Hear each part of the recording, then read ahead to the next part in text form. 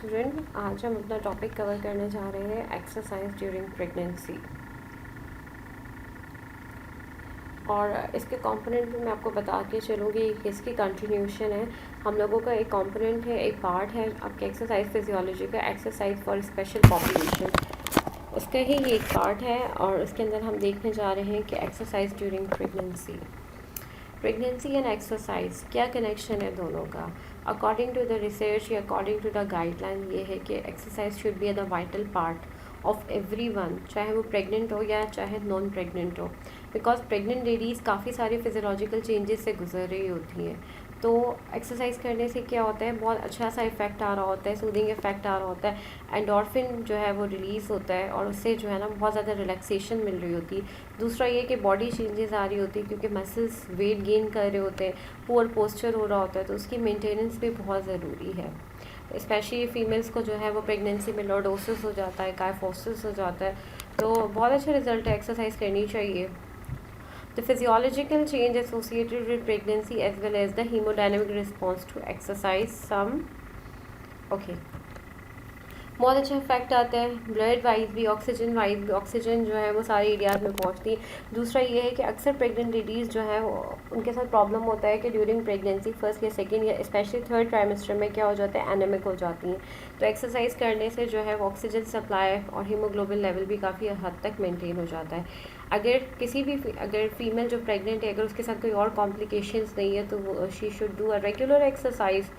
But duration of exercise है उसका हमने बहुत ख्याल रखना होता है while we are suggesting exercise to the pregnant females, कि कितनी देर आपने करनी है, कौन कौन सी आपने जो है एक्सरसाइज करनी है। ऐसी एक्सरसाइजेस बिल्कुल नहीं देनी जिसकी वजह से क्या हो जाए, एब्डोमिनल ट्रॉमा हो जाए, ठीक है, गिरने के चांसेस होना शुरू हो जाए, और या एक्सेसिव जॉइंट स्ट्रेस जो है ना वो फीमेल को मिल रहा हो। विग्रेस कोई भी स्पोर्ट्स, कोई भी एक्सरसाइजेस नहीं देनी। कौन कौन सी एक्सरसाइजेस होनी चाहिए, बिल्कुल रिलैक्स एक्सरसाइजेस, योगा हो गया, मतलब इसका बहुत अच्छा इफेक्ट होता है। दूसरा ये कि जब प्रेग्नेंट फीमेल्स को जब आप एक्सरसाइज का मशवरा दें तो साथ साथ आपने ये भी कहना है कि फीमेल ने जो है वो हाइड्रेट रहना है, डिहाइड्रेशन नहीं होना। तो adequate hydration and proper ventilation बहुत इंपॉर्टेंट होती है। इतना कंजेस्टेड पार्ट ना हो जहाँ पे वो एक्सरसाइज कर रही होती है। इन दो चीज़ों का बहुत ज़्यादा ख्याल रखना होता है जब आप एक्सरसाइज सजेस्ट कर रहे होते हैं। दूसरी बात ये, इंशाल्लाह आगे जाके अगली नेक्स्ट सेमेस्टर्स में या डिफरेंट क्लासेस में आप लोग देखेंगे pre natal post natal exercises होती है, ट्राइमेस्टर वाइज एक्सरसाइजेज होती हैं। फर्स्ट ट्राइमेस्टर में कौन सी होनी चाहिए, सेकेंड में कौन सी होनी चाहिए और थर्ड में कौन सी होनी चाहिए। कौन कौन सी फिजियोलॉजिकल चेंजेस आती हैं ड्यूरिंग प्रेगनेंसी में, आपको मैंने अभी बताया, मस्कुलर स्केलेटल चेंजेस आती है क्योंकि वेट गेन हो रहा होता है, साइज़ जो है वो इंक्रीज़ हो रहा होता है, ठीक है, उसमें आपका ब्रेस्ट साइज़ भी इंक्रीज़ हो रहा होता है, फीमेल का यूट्रस साइज़ भी इंक्रीज़ हो रहा होता है बिकॉज ऑफ फीटस।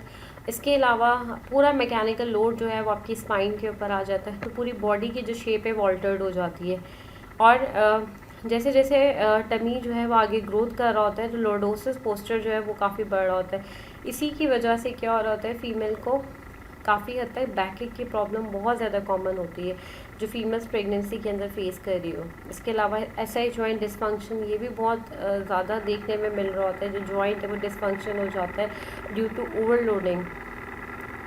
और इसके अलावा जो होता है ये बहुत सारी कंडीशन होती है, एब्डोमिनल प्रेशर लग रहा होता है, तो डिफरेंट सिम्टम्स आ रहे होते हैं।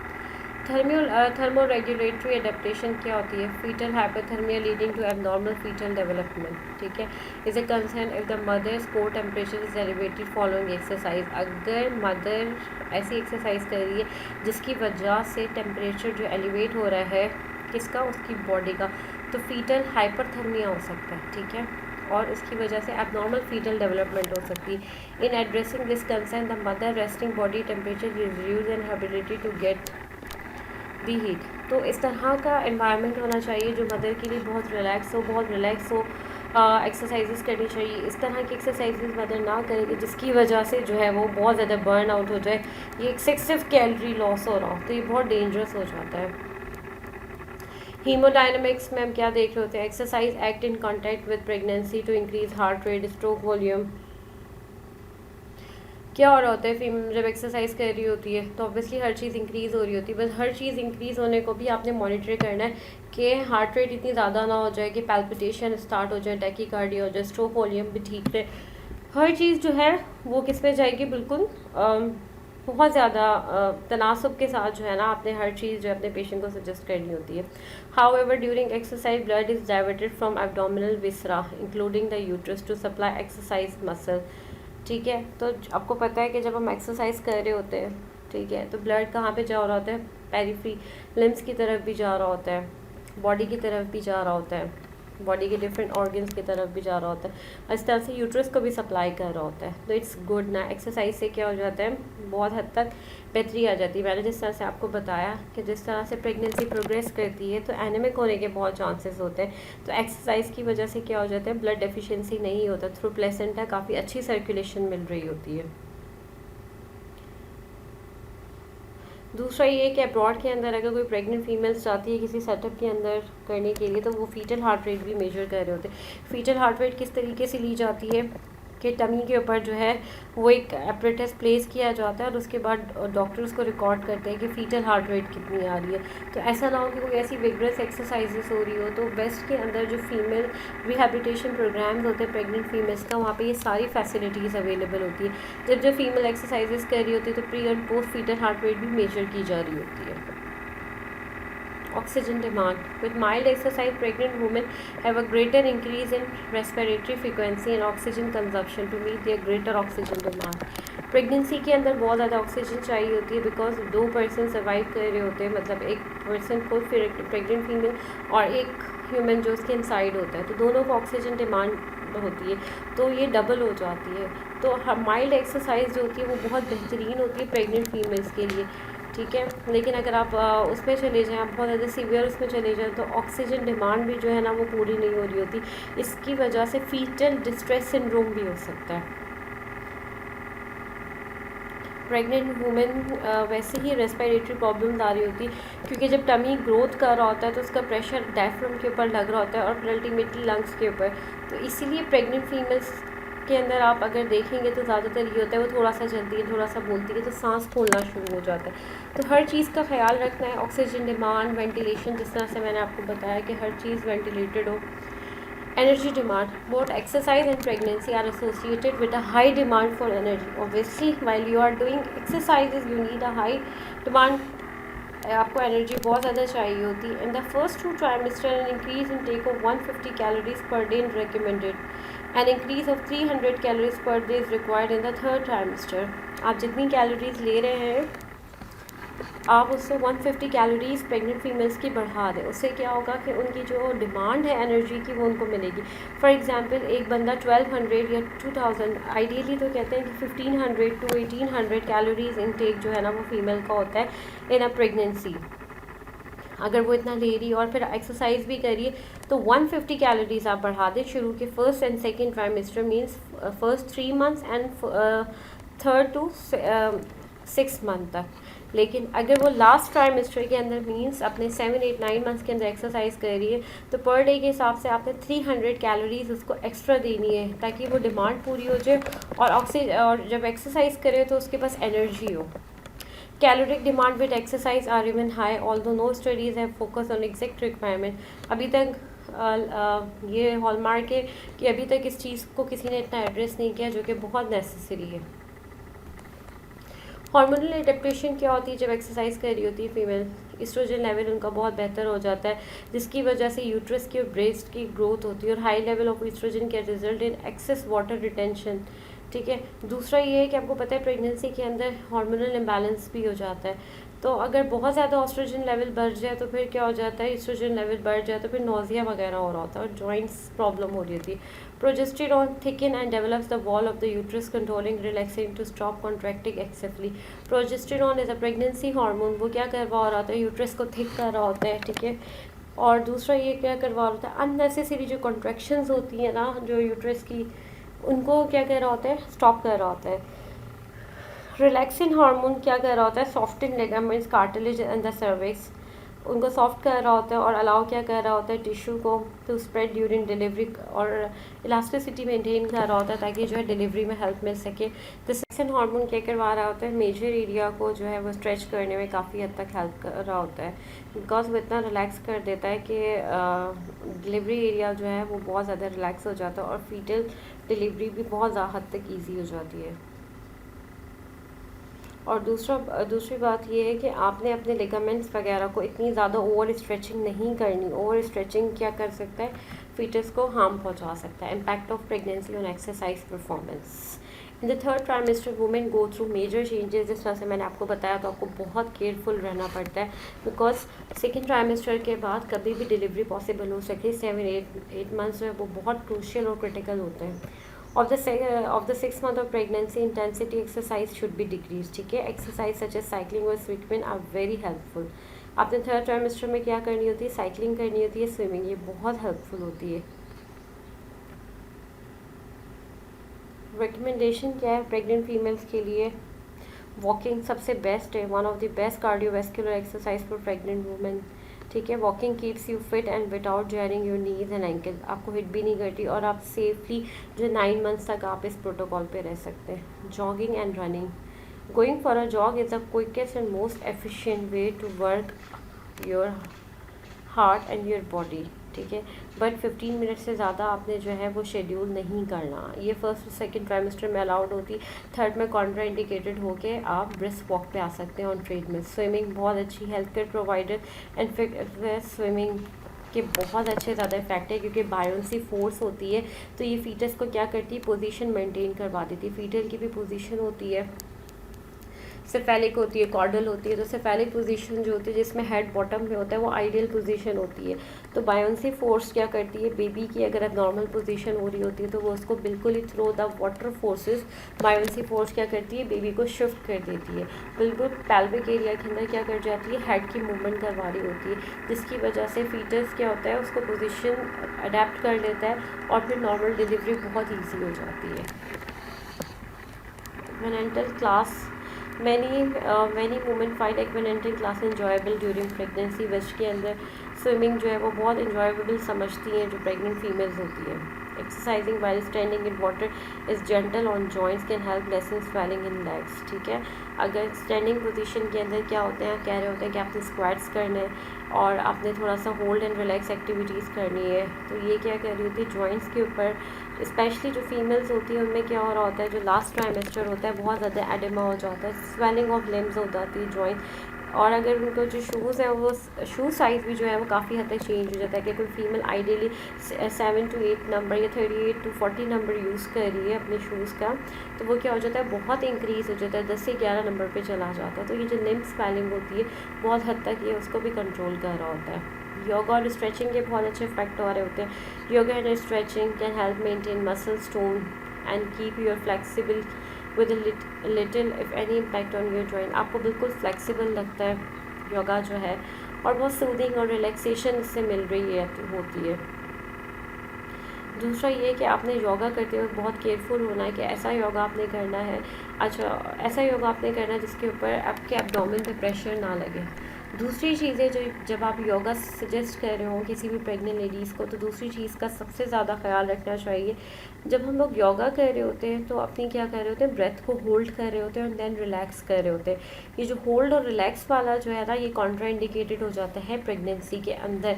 प्रेगनेंसी के अंदर हम डीप इनहेलेशन और एक्सहेलेशन मतलब डीप ब्रीथिंग एक्सरसाइज सजेस्ट कर रहे होते हैं ड्यूरिंग द योगा। होल्ड नहीं करनी है ब्रीथिंग आपने जो है ना, तो ये बहुत डेंजरस हो जाता है और इसकी बहुत ज़्यादा केयर करनी पड़ती है। और ये हार्ट को बहुत ज़्यादा जो है वो क्या कर रहा होता है, स्ट्रेंथन कर रहा होता है, बहुत ज़्यादा ब्लड सप्लाई भी कर रहा होता है। पायलट्स क्या होता है, pilot is a form of exercise which combines flexibility and strength training, ठीक है। पायलट्स जो है इन दोनों को मिला के बनता है। With body awareness, breathing and relaxation, भी बॉडी को क्या करता है, ब्रीथिंग अच्छी कर देता है, रिलैक्स करवाता है। The exercise are based on certain movement pattern perform with your tummy. Core stability exercise होती है बेसिकली, ये आपके जो पेल्विक फ्लोर्स होते हैं उनको क्या कर रहा होता है, स्टेबल कर रहा होता है। एब्डोमिनल फ्लोर को क्या कर रहा होता है, एब्डोमिनल मसल को स्ट्रेंथन कर रहा होता है। पायलट्स की बहुत ज़्यादा इंपॉर्टेंट ये है, यूजुअली ये होता है कि थर्ड ट्राइमेस्टर के अंदर यूरिन होल्ड नहीं कर सकते आप ज़्यादा देर तक, क्योंकि यूट्रस का प्रेशर ब्लैडर पे जा रहा होता है और उसकी वजह से क्या होता है, लीकेज होना शुरू हो जाती है यूरिन की। आपको ज़रा सी भी कफ आई, स्नीजिंग आई, तो आपके कोर मसल्स वीक हो रहे होते हैं, तो क्या हो रहा होता है, रिलीज़ हो जाता है यूरिन। तो कीगल एक्सरसाइजेस पायलट्स वगैरह सजेस्ट कर रहे होते हैं। इसी तरह पोस्ट प्रेगनेंसी अगर सी सेक्शन हो रहा होता है या आपकी नॉर्मल वेजाइनल डिलीवरी भी हो रही होती है तो उसके अंदर भी क्या होता है, फीमेल्स के कोर मसल्स जो है वो बहुत ज़्यादा वीक हो जाते हैं और फिर वो क्या हो रहा होता है, बहुत देर तक एक तो यूरिन नहीं होल्ड कर पा रहे होते, ज़रा सी कफ लाफिंग या स्टेजिंग क्या करती है, यूरिन को फ़ौरन से पास करवा देती है। तो ये पायलट्स जो है वो क्या कर रहा होता है, कोर स्टेबलाइज कर रहा होता है मसल्स को, स्पेशली पेल्विक फ्लोर मसल्स की वीकनेस की वजह से ये सब हो रहा होता है। तो उसको क्या कर रहा होता है, स्टेबलाइज कर रहा होता है। These muscles are also known as pelvic floor muscles, also known as deep stabilizing muscle because pelvis targets the tummy and pelvic floor. Pilots का बहुत अच्छा रोल है, ये टमी को pelvic floor को जो टारगेट कर रहा होता है। And these muscles can weaken during pregnancy, जिस तरह से मैंने आपको बताया। Pilot exercise can be useful. Pilot exercises क्या होती है, वो बहुत यूज़फुल होती है पोस्ट प्रेगनेंसी भी और ड्यूरिंग प्रेगनेंसी भी। लो इम्पैक्ट एरोबिक्स, हल्की हल्की exercises. One good thing about an aerobic class is that it's a consistent time slot when you know you all get some exercise. West के अंदर women का एक मैंने आपको बताया पूरा रिहैब यूनिट होता है जहाँ पे प्रेग्नेंट फीमेल्स जाती हैं, एक्सरसाइजेज करती हैं और according to the trimester wise वहाँ पे जो आपकी गाइडेड होती है, जो फिजियोथेरेपिस्ट होती है, उसको गाइड कर रही होती है कौन से ट्राइमेस्टर में आपने कैसी एक्सरसाइज करनी है, किस चीज़ का ख्याल रखना है, हर चीज़ को देख रहे होते हैं। लो इम्पैक्ट एरोबिक्स का भी बहुत अच्छा रोल है। Contraindications to exercise, when exercise is contraindicated in case of pregnancy. Women with medical complication should be encourage to avoid vigorous physical activities. ठीक है, अब वो कौन कौन सी हो सकती है? प्रेगनेंसी इंड्यूस्ड हाइपरटेंशन बहुत कॉमन है, preterm rupture of membrane, preterm labour during the prior to the current pregnancy, incompetent cervix और सर्कलाज। ये दिस इज़ वेरी इंपॉर्टेंट। अगर किसी का इनकॉम्पिटेंट सर्विस है, सर्विक्स वीक है या वहाँ पे स्टिचेस लगे हुए, सर्कलाज प्लेसमेंट हुई है, तो उसमें आपकी एक्सरसाइज कॉन्ट्राइंडिकेटेड है, उसमें कंप्लीट बेड रेस्ट सजेस्ट किया जाता है। जो कि पाकिस्तान के अंदर अगर मैं आपसे बात करूँ 100 फीमेल लेडीज़ में से 70 के साथ ये प्रॉब्लम होती है कि incompetent size of the cervix small होता है और बहुत वीक होती है, तो उसमें प्री टर्म लेबर और कॉन्ट्रैक्शंस बहुत ज़्यादा आ रही होती हैं। परसिस्टेंट सेकेंड और थर्ड ट्राइमेस्टर ब्लीडिंग हो रही होती है, placenta previa, intrauterine growth retardation. तो these all are the contraindication जब आपने एक्सरसाइज नहीं सजेस्ट करनी। रिकमेंडेशन क्या है? Studies have not documented a significant rise in core temperature with exercise by thermal stresses. कहते हैं स्टडीज़ है, ये तो अभी तक इतनी एडवांस स्टडीज़ नहीं हुई है कि वो बता रही हो कि एक्सरसाइज से जो फीमेल का कोर टेम्परेचर है वो बहुत ज़्यादा बढ़ जाता है।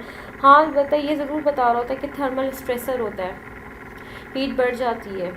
ठीक है, तो हो सकता है कि एबनॉर्मलिटीज़ हो सके इन अर्ली प्रेगनेंसी, तो आपने इस चीज़ का ख्याल रखना है। Women can minimise thermal stressor by performing exercise. किस तरह से अवॉइड कर सकती है? अर्ली मॉर्निंग करें या लेट इवनिंग करें, जब हीट वगैरह बाहर इतना कम हो, हॉट इन्वायरमेंट ख़त्म हो जाए। और may be use during stationary cycling use कर सकती हैं, इंडोर एक्टिविटीज़। साइकिलिंग के बहुत अच्छे इफेक्ट होते हैं। और इंटेंसिटी ड्यूरेशन फिट प्रिंसिपल जो होता है, फ्रीक्वेंसी इंटेंसिटी टाइम ड्यूरेशन का इसका बहुत ख्याल रखना होता है। Exercise should start at the level that does not result in pen. ऐसी एक्सरसाइज करें जिससे आपको दर्द ना हो। अगर आपको शॉर्टनेस ब्रेथ हो रही हो या अगर आपको पेन होना स्टार्ट हो जाए, फटीग, तो abruptly you have to stop exercises. Final comment. The physiological interaction between pregnancy and exercise are not fully understood. अब तक ये बहुत ज़्यादा जो है ना इसके ऊपर misconceptions भी हैं, myths भी हैं. Although some theoretical concerns remain about exercise in pregnancy, the data thus far have been reassuring. अभी तक कोई इतनी ज़्यादा रिसर्चेस नहीं हुई है, बट अभी तक जितनी भी रिसर्च हुई है उसी की बेस पे जो है वो गाइडलाइंस बनाई गई है। It should be kept in mind however and there are some major deficient in our knowledge. हो सकता है कि बहुत सारी चीज़ें ऐसी हैं जो हम आज सजेस्ट करें कि इसके बहुत ज़्यादा नुकसान है, आपने नहीं करना, हो सकता है वो चीज़ें सही हो, तो अभी तक ये चीज़ें जो है वो कंफर्म नहीं हुई है। दूसरी चीज़ ये, some studies have shown positive effect of exercise and some do not. कुछ ऐसी स्टडीज़ हैं जो बहुत अच्छा इफेक्ट शो कर रही होती है कि प्रेगनेंसी में आ रहा होता है, कुछ ऐसी स्टडीज़ हैं जो कह रही होती है कोई इफेक्ट नहीं आ रहा होता, कुछ ऐसी स्टडीज़ हैं जो कह रही होती है कि इस ट्राइमेस्टर के अंदर ये एक्सरसाइज जो है वो कॉन्ट्रा इंडिकेटेड है, कुछ ऐसी एक्सरसाइजेज है जो कह रही होती है इस ट्राइमेस्टर के अंदर ये एक्सरसाइजेज इंडिकेटेड है। तो आपने बहुत सेफ हैंड पे रहना है। Contrary to previous beliefs, more and more research finds that exercise during pregnancy is safe for both mother and child. Despite this fact, only about 23.3% of pregnant women meet the Canadian guidelines for This was a statistical figure.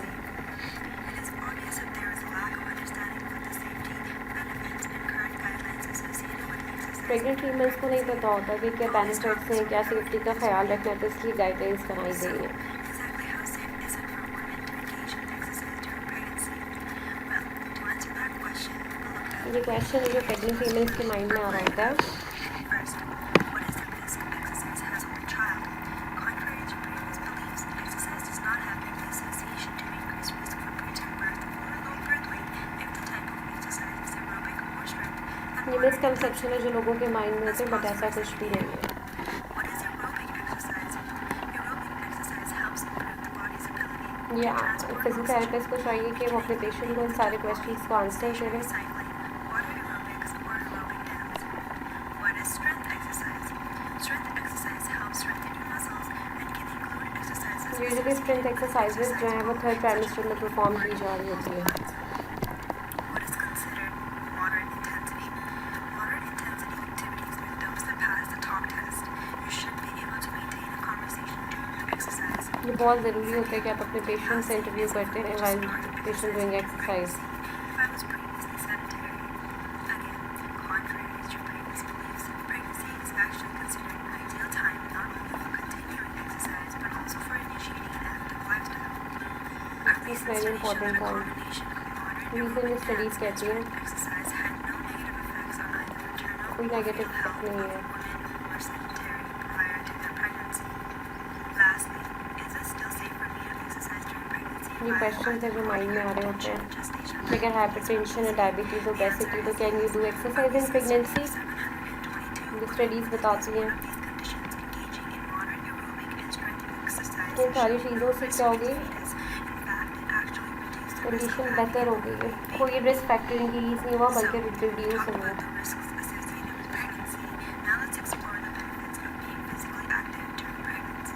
क्या फ़ायदा होता है अगर active रहते हैं during pregnancy?